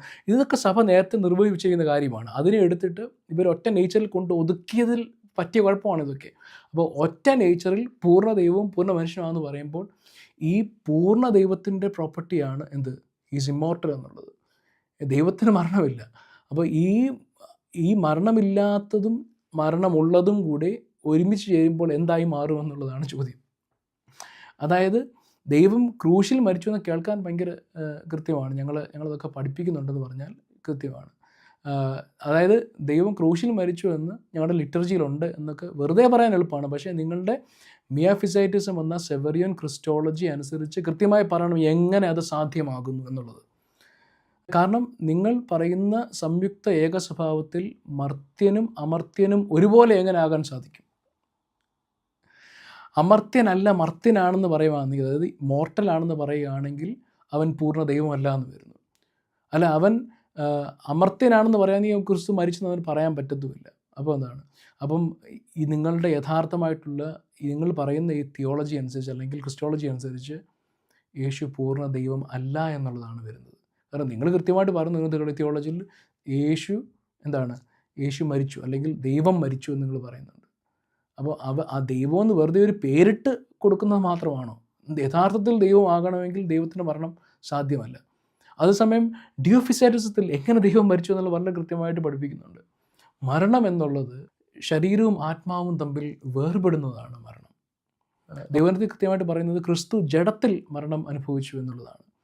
അപ്പോൾ അവൻ്റെ മനുഷ്യത്വത്തിൽ അവൻ മരണം അനുഭവിച്ചപ്പോൾ, അതായത് അവൻ്റെ ശരീരവും അവൻ്റെ ആത്മാവും തമ്മിൽ വേർപെട്ടപ്പോൾ, ഹൈപ്പോസ്റ്റാറ്റിക് യൂണിയനിൽ ഒരിക്കലും വേർപിരിയാതെ, without change, without confusion, without separation, without division നിലനിൽക്കുന്ന ദൈവത്വം, അവൻ്റെ ആത്മാവും അതുപോലെ തന്നെ അവൻ്റെ ശരീരവും, ഇത് രണ്ടിൻ്റെയും കൂടെ ദൈവത്വം നിലനിന്നു എന്നുള്ളതാണ് ഡയോഫിസൈറ്റിസം പഠിപ്പിക്കുന്നത്. അതായത് മനുഷ്യത്വത്തിൽ അവൻ മരണം സംഭവിച്ചപ്പോൾ, അതായത് അവൻ്റെ ആത്മാവും ശരീരവും തമ്മിൽ വേർപെട്ടപ്പോൾ ആ ദൈവത്വം എന്നുള്ളത് ഹൈപ്പോസ്റ്റാറ്റിക് യൂണിയനിൽ തന്നെ മാറ്റമില്ലാതെ നിലനിന്നു. ഇവിടെ with both the body as well as the spirit അല്ലെങ്കിൽ ദ സോൾ എന്നുള്ളതാണ്. ഒരു പേഴ്സൺ ഓഫ് ജീസസ് ക്രൈസ്റ്റ് ആണ്. അവൻ്റെ മനുഷ്യ സ്വഭാവത്തിൽ മരണം സംഭവിച്ചെന്ന് പറഞ്ഞാൽ ദറ്റ് പേഴ്സൺ ആണ് മരിക്കുന്നത്. അപ്പോൾ ദൈവം മരിച്ചു എന്ന് കൃത്യമായിട്ട് പറയാൻ പറ്റും. കാരണം വൺ പേഴ്സണിൽ 2 നേച്ചറും നിലനിൽക്കുന്നു ഹൈപ്പോസ്റ്റാറ്റിക് യൂണിയനിൽ. അപ്പോൾ അവൻ്റെ മനുഷ്യ സ്വഭാവത്തിൽ മരണം സംഭവിച്ചെന്ന് പറയുമ്പോൾ അത് ഒരു പേഴ്സണിലാണ് സംഭവിക്കുന്നത്. അതുകൊണ്ട് ദൈവം മരിച്ചു. ആ പേഴ്സൺ പൂർണ്ണ മനുഷ്യനും പൂർണ്ണ ദൈവവും, 2 സ്വഭാവം അവനിലുണ്ട്. അതുകൊണ്ട് when his human nature died, ആ ഹ്യൂമൻ നേച്ചർ മരിക്കുമ്പോൾ അത് ഒരു പേഴ്സൺ ആയതുകൊണ്ട് therefore we can say God has experienced death. അവൻ്റെ ദൈവത്വം അങ്ങനെ മരണം അറിഞ്ഞു, മരണം ആസ്വദിച്ചു എന്നുള്ളതാണ്. ഇങ്ങനെ മാത്രമേ ദൈവം മരിച്ചു എന്ന് പറയാൻ സാധിക്കത്തുള്ളൂ. അതല്ലാതെ ദൈവം മരിച്ചു എന്ന് പറയാൻ സാധിക്കില്ല. കാരണം ദൈവത്തിന് മരണമില്ല. മരണമെന്ന് തന്നെ മനുഷ്യ ശരീരത്തിലാണ് സംഭവിക്കുന്നത്. ശരീരവും ആത്മാവും തമ്മിൽ തിരിഞ്ഞതിനാണ് നമ്മൾ മരണമെന്ന് ബേസിക്കലി പറയുന്നത്. അപ്പോൾ ദൈവം മരിച്ചു എന്ന് കൃത്യമായിട്ട് ഡയോഫിസൈറ്റിസത്തിൽ മാത്രമേ പറയാൻ സാധിക്കത്തുള്ളൂ. സഭ കാൽസിഡോൺ കൗൺസിൽ വളരെ കൃത്യമായിട്ട് ദൈവം മരിച്ചു എന്ന് പ്രഖ്യാപിച്ചു. പിന്നീട് ട്രെൻഡ് കൗൺസിലും ഒക്കെ വളരെ കൃത്യമായിട്ട് CCC എടുത്ത് നോക്കിയാലും വളരെ കൃത്യമായിട്ട് ദൈവം മരിച്ചു എന്ന് വളരെ കൃത്യമായിട്ട് സഭ പഠിപ്പിക്കുന്നുണ്ട്, സഭ എഴുതി വെച്ചിട്ടുണ്ട്, ഡോക്യുമാറ്റിക്കലി ഡിക്ലെയർ ചെയ്തിട്ടുണ്ട്. കൃത്യമായി അത് ആ ക്രിസ്റ്റോളജിയിൽ കൃത്യമായി വിവരിക്കാനും സാധിക്കും എന്നുള്ളതാണ്. ഫിലോസഫിക്കലി, ലോജിക്കലി അത് വിവരിക്കാൻ സാധിക്കും എന്നുള്ളതാണ്. മിയാഫിസൈറ്റിസത്തിലും മോണോഫിസൈറ്റിസത്തിലും ഒരിക്കലും ദൈവം മരിച്ചു എന്ന് പറയാൻ സാധിക്കത്തില്ല. അല്ലെങ്കിൽ കൃത്യമായിട്ട് പറഞ്ഞാൽ എങ്ങനെ സാധിക്കും? കാരണം വൺ കോമ്പോസിറ്റ് നേച്ചറാണ്. ഈ ഒരു നേച്ചറിൽ കൃത്യമായുള്ള ചോദ്യമാണ്. അതായത് പൂർണ്ണ ദൈവവും പൂർണ്ണ മനുഷ്യവുമാനാണ് കൃത്യമായി നിങ്ങൾ പറയുന്നുമുണ്ട്. ദൈവത്വം മനുഷ്യത്വം ഒരുപോലെ സമഞ്ജസമായിട്ട് സമ്മേളിച്ചിരിക്കുന്നു എന്നൊക്കെയാണ് നിങ്ങൾ പറയുന്നത്. അങ്ങനെ സമ്മേളിച്ചിരിക്കുന്നെങ്കിൽ അവൻ്റെ ദൈവത്വത്തിന് എന്തെങ്കിലും മാറ്റം വന്നിട്ടുണ്ടോ? പൂർണ്ണ ദൈവമാണെന്ന് പറഞ്ഞാൽ ഒരു മാറ്റവും ഇല്ലല്ലോ. അപ്പം ആ ദൈവത്തിൻ്റെ ഏറ്റവും പ്രധാനപ്പെട്ട പ്രോപ്പർട്ടി അല്ലെങ്കിൽ അതിൻ്റെ ആട്രിബ്യൂട്ടാണ് ദാറ്റ് ഗോഡ് ഈസ് ഇമ്മോർട്ടൽ എന്നുള്ളത്. ആ ഇമ്മോർട്ടലായിട്ടുള്ള ദൈവവും അതുപോലെ തന്നെ മോർട്ടലായിട്ടുള്ള ഹ്യൂമൻ, പൂർണ്ണ മനുഷ്യനാണെന്ന് നിങ്ങൾ പറയുന്നുണ്ട്. ആ പൂർണ്ണ മനുഷ്യനാണെങ്കിൽ മോർട്ടാലിറ്റി അതും ഈ രണ്ട് പ്രോപ്പർട്ടി എന്താ വൈരുദ്ധാത്മകമാണ്, രണ്ടും അൾട്രാ ഓപ്പോസിറ്റാണ്. അപ്പോൾ ഇത് രണ്ടും കൂടെ ഒരിക്കലും യോജിച്ച് ഒരു നേച്ചർ ഉണ്ടാക്കാൻ സാധിക്കില്ല. അമർത്യനായ ദൈവം മരിച്ചു എന്ന് പറയുകയാണെങ്കിൽ ദൈവം മാറ്റമില്ലാത്തവനാണ് എന്നുള്ളത് നിഷേധിക്കപ്പെടുകയാണ്. ഗോഡ് ഈസ് ഇമ്മ്യൂട്ടബിൾ എന്നുള്ളതിൽ മാറ്റം വരികയാണ്. അപ്പോൾ അവിടെ നിങ്ങൾ പറയുന്നത് പൂർണ്ണ ദൈവമല്ല എന്ന് വരുന്നു. അപ്പം യേശുക്രിസ്തു പൂർണ്ണ ദൈവമാണ് എന്ന് നിങ്ങൾ വെറുതെ പറഞ്ഞിട്ട് കാര്യം, നിങ്ങൾ തിയോളജി, നിങ്ങൾ ക്രിസ്റ്റോളജി വെച്ച് പറയണം പൂർണ്ണ ദൈവമാണോ എന്നുള്ളത്. പൂർണ്ണ ദൈവമാണെങ്കിൽ ആ പൂർണ്ണ ദൈവത്തിൻ്റെ പ്രത്യേകതയാണ് ഹീസ് ഇമ്മോർട്ടൽ എന്നുള്ളത്. അപ്പം പൂർണ്ണ ദൈവത്തിന് മരിക്കാൻ സാധിക്കത്തില്ല, ദൈവത്വത്തിൽ മരണമില്ല എന്നുള്ളതാണ്. അപ്പോൾ ദൈവത്വത്തിൽ മരണമില്ലെങ്കിൽ നിങ്ങൾ മരിച്ചുവെന്ന് പറയുകയാണെങ്കിൽ ഇമ്മ്യൂട്ടബിലിറ്റിയാണ്, അതല്ലെങ്കിൽ മാറ്റമില്ലായ്മയാണ് അത് ചോദ്യം ചെയ്യുന്നത്, ഇമ്പാസിബിലിറ്റിയാണ് ചോദ്യം ചെയ്യുന്നത്. അപ്പോൾ എന്താണ്? അപ്പോൾ അവിടെ നിങ്ങളുടെ ദൈവം നിങ്ങൾ പറയുന്ന യേശുക്രിസ്തു പൂർണ്ണ ദൈവമല്ല എന്നാണ് അവിടെ വരുന്നത്. നിങ്ങൾ പറയുന്ന സംയുക്തമായിട്ടുള്ള ഒരു ഏക സ്വഭാവം, ആ സ്വഭാവം മോർട്ടലും ഇമ്മോർട്ടലും ഒരുപോലെ ആകാൻ കഴിയുമോ? ഒന്നുകിൽ മോർട്ടലായിരിക്കണം, അല്ലെങ്കിൽ ഇമ്മോർട്ടലായിരിക്കണം. അതേസമയം അവൻ്റെ ഹ്യൂമാനിറ്റിയിലാണ് മരണം സംഭവിച്ചുവെന്ന് നിങ്ങൾ പറയുകയാണെങ്കിൽ എന്താണ് അവിടെ പ്രശ്നം? അവിടെ മരണമില്ലാത്ത സ്വഭാവവും മരണമുള്ള സ്വഭാവവും രണ്ടും വ്യത്യസ്തമായി തന്നെ നിലനിൽക്കുന്നു എന്നുള്ളത് സമ്മതിക്കേണ്ടി വരുന്നു. അങ്ങനെ സമ്മതിച്ചാൽ you have come to this Chalcedon definition. മാത്രമല്ല അത് രണ്ട് രീതിയിൽ പ്രസൻറ്റ് ചെയ്യാൻ പറ്റും.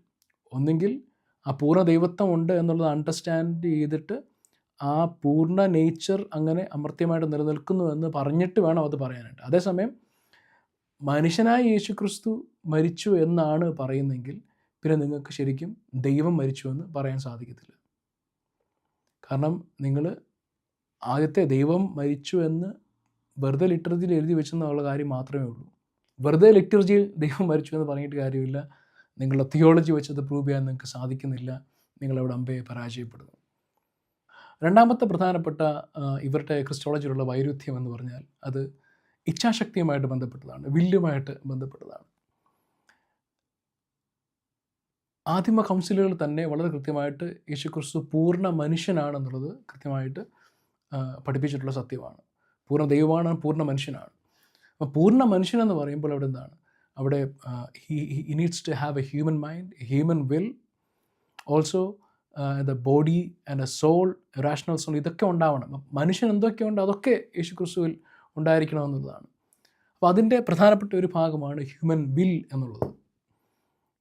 അപ്പം ഹ്യൂമൻ വിൽ ഉണ്ട് എന്ന് പറയുമ്പോൾ യേശുക്രിസ്തുവിൽ എത്ര വില്ല്? അപ്പോൾ എന്തായാലും യേശുക്രിസ്തു പൂർണ്ണ മനുഷ്യനാണെങ്കിൽ അവനിലൊരു ഹ്യൂമൻ വില്ലുണ്ട് എന്നുള്ളത് വളരെ വ്യക്തമാണ്. അപ്പോൾ യേശുക്രിസ്തുവിൽ എത്ര വില്ലുണ്ട് എന്നുള്ള ചോദ്യമാണ് ഇവിടെ നമ്മൾ ചോദിക്കുന്നത്. യേശുക്രിസ്തുവിൽ രണ്ട് ഹ്യൂമൻ വിൽ, അപ്പോൾ യേശുക്രിസ്തുവിൽ എത്ര വില്ല് ഉണ്ട് എന്നുള്ളതാണ് നമ്മൾ ചോദിക്കുന്നത്. ഒരു ഹ്യൂമൻ വില്ലും ഒരു ഡിവൈൻ വില്ലും ഉണ്ട് എന്ന് പറഞ്ഞാൽ, അതായത് രണ്ട് വിൽ ഉണ്ട് എന്ന് പറഞ്ഞാൽ, രണ്ട് ഇച്ഛാശക്തി ഉണ്ട് എന്ന് പറഞ്ഞാൽ അത് കാൽസിറോൺ കൗൺസിലിലെ ഡെഫിനിഷനിലേക്ക് മാറുന്നു എന്നുള്ളതാണ്. പക്ഷേ ഇവരത് അംഗീകരിക്കുകയില്ല. ഇവർ പറയുന്നത് ഒരൊറ്റ വില്ലേ ഉള്ളൂ എന്നുള്ളതാണ്. പക്ഷേ ബൈബിളിൽ തന്നെ അത് വളരെ കൃത്യമായിട്ട് ഒരു എക്സാമ്പിൾ പറയുകയാണെങ്കിൽ ഗെത്സമന തോട്ടത്തിൽ വെച്ച് കർത്താവ് പറയുന്നുണ്ട്, പിതാവെ കഴിയുമെങ്കിൽ ഈ പാനപാത്രത്തിൽ നിൽക്കണമേ, എന്നാലും എൻ്റെ ഇഷ്ടമല്ല നിൻ്റെ ഇഷ്ടം അത്രേ എന്ന് കർത്താവ് പറയുന്നുണ്ട്. അപ്പോൾ ഇവിടെ രണ്ട് കോൺട്രറി ആയിട്ടുള്ള രണ്ട് വില്ല് പറയുകയാണ്. എൻ്റെ ഇഷ്ടം എന്താണ്? കഴിയുമെങ്കിൽ ഈ പാനപാത്രം നീക്കണമേ. എന്നാലും എൻ്റെ ഇഷ്ടമല്ല, നിൻ്റെ ഇഷ്ടം. അപ്പം പിതാവിൻ്റെ ഇഷ്ടം എന്താണ്? ആ പാനപാത്രം കുടിക്കണമെന്നുള്ളതാണ്. അപ്പോൾ ഇവിടെ രണ്ട് വില്ല് കാണുന്നുണ്ട്. എൻ്റെ ഇഷ്ടമല്ല, നിൻ്റെ ഇഷ്ടം. വളരെ കൃത്യമായിട്ട് സഭ പ്രഖ്യാപിച്ച സത്യമാണ്. ട്രിനിറ്റിയിൽ there is only one will. Divine will പിതാവിനും പുത്രനും പരിശുദ്ധാത്മാവിനും ഒരൊറ്റ വില്ലേ ഉള്ളൂ. There is only one divine will. അത് പിതാവിനും അതെ, പുത്രനും അതേ വില്ല് തന്നെ, പരിശുദ്ധാത്മാവിനും അതേ വില്ല്. There is only one divine will. അപ്പോൾ യേശുക്രിസ്തുവിൽ ഒരു വില്ലേ ഉള്ളൂ എന്ന് പറയുകയാണെങ്കിൽ അതേത് വില്ലാണ്? ഹ്യൂമൻ വിൽ അല്ല എന്ന് പറയുകയാണെങ്കിൽ അവൻ പൂർണ്ണ മനുഷ്യൻ അല്ല എന്ന് വരുന്നു. ഇത് രണ്ടും കൂടി ഉള്ള മിക്സഡ് ആയിട്ടുള്ളൊരു വില്ലാണെന്ന് പറയുവാണെങ്കിൽ ആ വില്ല് ഇറ്റ് ഈസ് ഇൻ കോൺട്രാസ്റ്റ്, അല്ലെങ്കിൽ it is in contradiction, it is not in cooperation എന്നുള്ള അർത്ഥത്തിൽ വരികയാണ്. കാരണം പിതാവിൻ്റെ വില്ലിൽ നിന്ന് വ്യത്യസ്ത വില്ലാകുവാണ്. അങ്ങനെയാണെങ്കിൽ പൂർണ്ണ ദൈവമല്ല എന്നുള്ളതും വരുന്നു. അപ്പോൾ ഇവിടെ യേശുക്രിസ്തു എന്ന ഒരു പേഴ്സൺ തൻ്റെ ഹ്യൂമാനിറ്റിയിൽ ഉണ്ടായിരുന്ന സഫറിങ്സിനെ പറ്റി, അതൊക്കെയാണ് ടോം ഓഫ് ലിയോയിലൊക്കെ വളരെ കൃത്യമായിട്ട് പഠിപ്പിക്കുന്ന സത്യം. അതായത് അവൻ്റെ ഗോഡ്ലി നേച്ചറും ഹ്യൂമൻ നേച്ചറും ഒക്കെ മനസ്സിലാക്കാവുന്ന ഒരുപാട് സന്ദർഭങ്ങൾ കർത്താവിൻ്റെ ജീവിതത്തിൽ, കർത്താവിൻ്റെ പർസെപ്ഷനിൽ ത്രൂ ഔട്ട് നമുക്ക് കാണാൻ സാധിക്കും. ഇവിടെ ഗെത്സമന തോട്ടത്തിൽ ആ ഹ്യൂമൻ നേച്ചറിൽ ഉണ്ടായിരുന്ന ആ സഫറിങ്, അല്ലെങ്കിൽ താൻ വയർപ്പ് രക്തമായി തീർന്ന ഒരു കാര്യം ഇവിടെ പറയുകയാണ്. അവിടെ എന്താണ്? ഹ്യൂമൻ വില്ലിൽ കർത്താവ് പറയുകയാണ്, എൻ്റെ കഴിയുമെങ്കിൽ ഈ പാനപാത്രം എന്നിൽ നിന്ന് നീക്കണമെന്ന് പറയുകയാണ്. അപ്പോൾ അവിടെ ഡിവൈൻ വില്ല് എന്താണ്? ഡിവൈൻ വില്ല് പിതാവിൻ്റെ വില്ല് തന്നെയാണ്. ആ വില്ല് തന്നെയാണ് പുത്രൻ്റെ വില്ല്. കാരണം അതിന് കോൺട്രഡിക്ഷൻ ഉണ്ടാകാൻ പാടില്ല. പുത്രനും പിതാവിനും ഒരു വില്ല് തന്നെയാണുള്ളത്. അപ്പോൾ ഇവിടെ ഹ്യൂമൻ നേച്ചറിലാണ് കർത്താവ് അവിടെ ആ കാര്യം പറയുന്നത് എന്നുള്ളതാണ്. ഒരു പേഴ്സൺ ഓഫ് ജീസസ് ക്രൈസ്റ്റ് ആണ്, പക്ഷേ അവിടെ രണ്ട് വില്ലുണ്ട്. അപ്പോൾ കാൽസിഡോൺ കൗൺസിലിൽ മാത്രമേ ഈ കാര്യം കൃത്യമായിട്ട് നിർവചിക്കാൻ സാധിക്കുകയുള്ളൂ. അല്ലെങ്കിൽ കാൽസിഡോൺ ക്രിസ്റ്റോളജിക്ക്, ഡയോഫിസൈറ്റിസിൽ മാത്രമേ കൃത്യമായി നിർവചിക്കാൻ സാധിക്കുകയുള്ളൂ. കാരണം ഇവിടെ എന്താണ്? ആ പിതാവിൻ്റെ വില്ലും അവിടെ പറയുന്ന വില്ലും രണ്ട് വില്ലായിട്ട് നിൽക്കുകയാണ്. ഒന്ന് ഈ പാനപാത്രം നീക്കണമെന്ന് പറഞ്ഞ്, മറ്റൊന്ന് പിതാവേ നിൻ്റെ ഇഷ്ടം. ആ ഇഷ്ടം എന്താണ്? പാനപാത്രം കുടിക്കണമെന്നുള്ളതാണ്. അപ്പോൾ അവിടെ ആ തന്നിൽ നിന്നും നീക്കണമേ എന്ന് പറയുന്ന ആ വില്ല് എന്താണ്? മനുഷ്യത്വപരമായിട്ടുള്ള ആ വില്ലാണ്, ഹ്യൂമൻ വില്ലാണ്. ആ ഹ്യൂമൻ നേച്ചറുള്ള ആ രണ്ടാമത്തെ മനുഷ്യത്വം, ആ രണ്ട് സ്വഭാവത്തിൽ ഒരു സ്വഭാവമായ ഹ്യൂമൻ നേച്ചറിലുള്ള വില്ലാണ്. അപ്പോൾ ഡിവൈൻ നേച്ചറിലെ വില്ല് എന്താണ്? പിതാവിൻ്റെ അതേ വില്ല് തന്നെയാണ്. അപ്പോൾ ഇത് രണ്ടും എന്താണ്? In cooperation with each other ആണ്. There is no confusion, but there is no mixing also. കലർന്നിട്ടില്ല, മിങ്കിൾഡ് ആയിട്ടില്ല. അതേസമയം ഇറ്റ് ഈസ് ഇൻ കോപ്പറേഷൻ. അതായത് യേശുക്രിസ്തു was tempted to a point he could not sin. He was tempted. അവന് ട്രയൽസും ടെംപ്റ്റേഷൻസും അവൻ്റെ ജീവിതത്തിൽ ഉണ്ടായിരുന്നു. പക്ഷേ പാപം ഒഴികെ സർവ്വത്തിൽ നമുക്ക് തുല്യരായി പരീക്ഷിക്കപ്പെട്ടെന്നാണ് പറയുന്നത്. പാപം ചെയ്യാൻ കഴിയുമായിരുന്നില്ല. ബിക്കോസ് എന്താണ്? Because he was in cooperation. ആ ഹ്യൂമൻ നേച്ചർ എന്നുള്ള it was in cooperation with the divine nature എന്നുള്ളതാണ്. അതുകൊണ്ട് തന്നെ പാപം ചെയ്യാൻ അവന് കഴിയുമായിരുന്നു. ദൈവമായിരുന്നുകൊണ്ട് അവന് പാപം ചെയ്യാൻ കഴിയുമായിരുന്നില്ല. കാരണം ആ ഹൈപ്പോസ്റ്റാറ്റിക് യൂണിയനിൽ അങ്ങനെയാണ് നിലനിൽക്കുന്നത്. അപ്പോൾ അവൻ പാപം ഒഴികെ നമുക്ക് തുല്യനായിട്ട് പരീക്ഷിക്കപ്പെട്ടു എന്ന് പറയുമ്പോൾ അവിടെ ഹ്യൂമൻ വില്ലിലുള്ള ആ പരീക്ഷയാണ് നമ്മളിവിടെ കാണുന്നത്. അതവിടെയാണ്, ആ പരീക്ഷയിലാണ് പറയുന്നത് കഴിയുമെങ്കിൽ പാനപാത്രം നീക്കണമേ എന്നുള്ളത് ചോദിക്കുന്നത്. പക്ഷേ അത് to an extent he could not sin there he the concedes. അവിടെ കർത്താവ് തന്നെ പറയുകയാണ്, എന്നാലും എൻ്റെ ഇഷ്ടമല്ല നിൻ്റെ ഇഷ്ടം. ആ ഡിവൈൻ നേച്ചറുള്ള ഇഷ്ടത്തോട് താൻ ഏൽപ്പിച്ചു കൊടുക്കുന്നത്. അവന് പാപം ചെയ്യാൻ കഴിയുമായിരുന്നില്ല. അവന് അനുസരണക്കേട് കാണിക്കുവാൻ കഴിയുമായിരുന്നില്ല. പിതാവിൻ്റെ ഇച്ഛയോട് ചേർന്ന് നിൽക്കുന്ന ഇച്ഛ, അങ്ങനെ ഒരുമിച്ച് പ്രവർത്തിക്കുക, ആ കോപ്പറേഷനിലാണ് ആ യേശുക്രിസ്തുവിൽ എന്ന ഒരു പേഴ്സണിൽ നടന്ന കാര്യമെന്നുള്ളത് വളരെ വ്യക്തമാണ്. അപ്പോൾ അത് ഡയോഫിസൈറ്റിസത്തിൽ മാത്രമേ ഇത് എക്സ്പ്ലെയിൻ ചെയ്യാൻ സാധിക്കത്തുള്ളൂ. മിയാഫിസൈറ്റിസത്തിൽ എങ്ങനെ എക്സ്പ്ലെയിൻ ചെയ്യാൻ സാധിക്കും? ഇത് മിയാഫിസൈറ്റിസത്തിൽ പറയുമ്പോൾ ഇത് ഒറ്റ നേച്ചർ മാത്രമാണ്, യേശുക്രിസ്തുവിൽ ഒരു വില്ലേ ഉള്ളെന്ന് പറയുമ്പോൾ ആ വില്ല് വാസ് ഇൻ കോൺട്രാസ്റ്റ്, അല്ലെങ്കിൽ what was in contrary, അല്ലെങ്കിൽ was in opposition, it was against the will of the Father, അല്ലെങ്കിൽ will of the Son എന്നുള്ളതും വരികയാണ്. പിതാവിൻ്റെ വില്ല് തന്നെയാണ് പുത്രൻ്റെ വില്ല്. ട്രിനിറ്റിയിൽ ഒരൊറ്റ വില്ലേ ഉള്ളൂ. അപ്പോൾ ആ ട്രിനിറ്റിയിൽ ഉള്ള വില്ലിന് വിരുദ്ധമായി മറ്റൊരു വില്ല് മാത്രമാണ് യേശു ക്രിസ്തുവിലുള്ളത്, അല്ലെങ്കിൽ ഹ്യൂമൻ വിൽ, അല്ലെങ്കിൽ അവർ പറയുന്ന ഹൈബ്രിഡ് പ്രോജനിയിലുള്ള ആ വില്ല് എന്ന് പറയുകയാണെങ്കിൽ എന്താണ് പ്രശ്നം? ഇവിടെ പ്രശ്നം യേശു ക്രിസ്തു പൂർണ്ണ ദൈവം അല്ല എന്ന് വരുന്നു. അല്ലെങ്കിൽ പുത്രൻ തമ്പുരാൻ അവിടെ എന്തോ ഇരിക്കുന്നു, പക്ഷേ പുത്രൻ തമ്പുരാൻ ഇവിടെ അവിടെ മറ്റേ ഹൈന്ദവ പുരാണത്തിലൊക്കെ പറയുന്ന പോലെ വിഷ്ണു വൈകുണ്ഠത്തിലിരിപ്പുണ്ട്, പക്ഷേ കൃഷ്ണനായിട്ട് ഇവിടെ അവതരിക്കുകയും ചെയ്തു. അപ്പോൾ അത്തരത്തിലൊരു അവതാരമാണ് നിങ്ങൾ ഉദ്ദേശിക്കുന്നത്. അതായത് പുത്രൻ തമ്പുരാൻ സ്വർഗത്തിൽ തന്നെ ഇരിപ്പുണ്ട്, പുത്രൻ തമ്പുരാൻ ഒരു മാറ്റമില്ല അവിടെ ഇരിക്കുന്നതാണ്, പക്ഷേ ഇങ്ങേപ്പുറത്ത് ഒരു മനുഷ്യനായിട്ടൊരു അവതാരം ഇങ്ങേപ്പുറത്ത് സൈഡിൽ നടന്നിട്ടുണ്ട് എന്ന തരത്തിലുള്ള ഒരു ഹൈന്ദവ പുരാണത്തിലൊക്കെ പറയുന്ന തരത്തിലൊരു അവതാരമാണോ നിങ്ങളുടെ മിയാഫിസൈഡസ് ഉദ്ദേശിക്കുന്നത്? ഉത്തരം പറയണം നിങ്ങൾ. കാരണം ഇവിടെ ഈ ഒരു നേച്ചർ, അതായത് മനുഷ്യത്വവും ദൈവത്വവും കൂടി ചേർന്ന ഈ ഒരു നേച്ചർ പിതാവിൻ്റെ വില്ലിന് വിപരീതമായ മറ്റൊരു വില്ലാണ്, പക്ഷേ താൻ ഏൽപ്പിച്ചു കൊടുക്കുന്നുള്ള രണ്ടാമത്തെ കാര്യം. പക്ഷേ ഇവിടെ എന്താണ്? വില്ല് വേറെയാണ്. വില്ല് വേറെയാന്ന് പറയുമ്പോൾ പിതാവിൻ്റെയും പുത്രൻ്റെയും പരിശുദ്ധാത്മാവിൻ്റെയും ഒരൊറ്റ വില്ലാണ്. പിതാവിൻ്റെ വില്ല് എന്താണ്? അത് തന്നെയാണ് പുത്രൻ്റെ വില്ല്. അപ്പോൾ ആ വില്ലിന് വിരുദ്ധമായ മറ്റൊരു വില്ല് ഇവിടെ ഉണ്ടെന്ന് വരുമ്പോൾ യഥാർത്ഥത്തിൽ ഈ താഴെ വന്നിരിക്കുന്ന ആൾ വേറെയാണോ? പുത്രനുമായിട്ട് ബന്ധമില്ലാത്ത ഒരാളാണോ? അല്ലെങ്കിൽ പുത്രൻ്റെ ഒരു ഹൈന്ദവ പുരാണത്തിൽ പറയുന്ന പോലത്തെ ഒരു അവതാരം മാത്രമാണോ? വൈകുണ്ഠത്തിൽ വിഷ്ണു ഇരിപ്പുണ്ട്, അതുപോലെ തന്നെ താഴെ ഇവിടെ ഒരു കൃഷ്ണനും ഉണ്ട് എന്നുള്ള തരത്തിലുള്ള ഒരു അവതാരമാണോ നിങ്ങൾ ഉദ്ദേശിക്കുന്നത്? മനുഷ്യാവതാരമാണ് നിങ്ങൾ ഉദ്ദേശിക്കുന്നത്? അപ്പോൾ ഇതിനൊക്കെ നിങ്ങൾക്ക് ഉത്തരമില്ല എന്നുള്ളതാണ്. ഇനി അഥവാ ഇത് ദൈവിക വില്ലാണെന്ന് നിങ്ങൾ പറഞ്ഞാൽ, മനുഷ്യൻ്റെ വില്ലാന്ന് പറയാനുള്ള പ്രശ്നമാണ് ഞാനിപ്പോൾ പറഞ്ഞത്. അല്ലെ, ദൈവിക വില്ലാണ്, അല്ലെങ്കിൽ ഈ ഒരു വില്ലാണ് ദൈവിക വില്ലാണെന്ന് പറഞ്ഞാൽ പ്രശ്നം എന്താണ്? ആ ദൈവിക വില്ല് പുത്രൻ്റെ വില്ല് പിതാവിൻ്റെ വില്ലുമായിട്ട് വ്യത്യസ്തമാണ് എന്ന് പറയേണ്ടി വരും.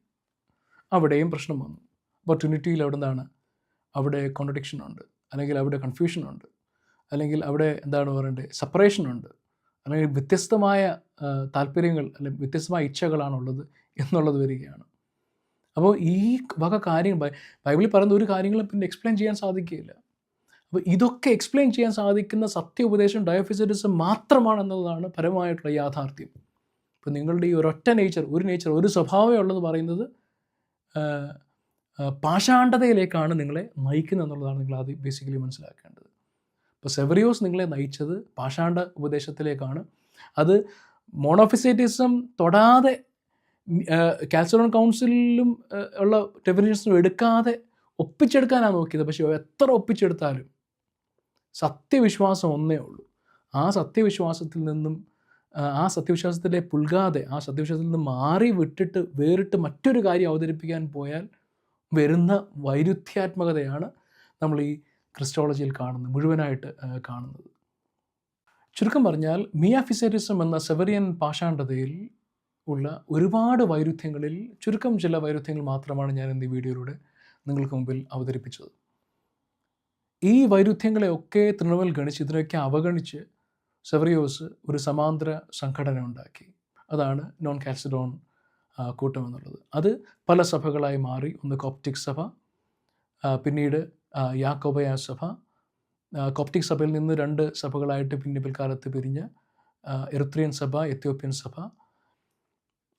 പിന്നീട് അർമേനിയൻ സഭയും ഇവരുടെ ഒരു ഭാഗമായി മാറി എന്നുള്ളതാണ്. പക്ഷേ അവർ പലപ്പോഴും സെവറിയൻ ഈ പറയുന്ന പാഷാണ്ഡ ഉപദേശത്തോട് അകലം പാലിച്ചു എന്നുള്ളതും ചരിത്രപരമായ ഒരു യാഥാർത്ഥ്യമാണ്. അതേപ്പറ്റി നമ്മൾ കൂടുതലായിട്ട് പിന്നീട് വീഡിയോ ചെയ്യുന്നതാണ്. അങ്ങനെ 70 വർഷങ്ങൾക്ക് ശേഷം സെവറിയോസിൻ്റെ ശ്രമഫലമായിട്ട് അദ്ദേഹത്തിൻ്റെ നേതൃത്വത്തിൽ നോൺ കാൽസിഡോൺ അല്ലെങ്കിൽ ആൻറ്റി കാൽസിഡോൺ വിഭാഗത്തിന് സ്വന്തമായി ഒരു ദൈവശാസ്ത്രവും അതുപോലെ തന്നെ പദസമ്പത്തും സ്വത്വവുമൊക്കെ ഉണ്ടാക്കിയെടുക്കുവാനായിട്ട് കഴിഞ്ഞു എന്നുള്ളതാണ്. പക്ഷേ തിയോളജിക്കലിയും യുക്തിപരമായിട്ടും തത്വചിന്താപരമായിട്ടും ഒക്കെ മിയാഫിസൈറ്റിസം എന്ന സെവേറിയൻ പാഷാണ്ഡത യേശുക്രിസ്തുവിൻ്റെ ദൈവത്വവും മനുഷ്യത്വവും അത് കൃത്യമായിട്ട് നിർവചിക്കാനായിട്ട്, അല്ലെങ്കിൽ പൂർണ്ണ ദൈവവും പൂർണ്ണ മനുഷ്യനുമാണ് എന്നുള്ളത് കൃത്യമായിട്ട് അവർ തിയോളജിയിൽ നിർവചിക്കാൻ പരാജയപ്പെട്ടു എന്നുള്ളതാണ് എൻ്റെ യാഥാർത്ഥ്യം.